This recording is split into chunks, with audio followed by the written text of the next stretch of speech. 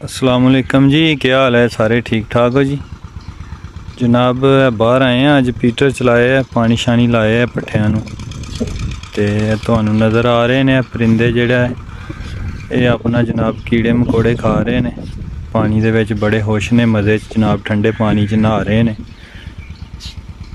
ते इस परिंदे नूं जनाब की आखदे हो तुसीं अपनी मादरी जबान विच? सारे भरा कमेंट सैक्शन च दस्सो ज़रा। बड़े खूबसूरत परिंदे ने, सुबह के इत्थे ही ने। सुबह का पीटर चलाया मैं, तकरीबन 2-3 घंटे हो गए ने। ये सुबह के इत्थे ही ने, नाल नाल ही जनाब।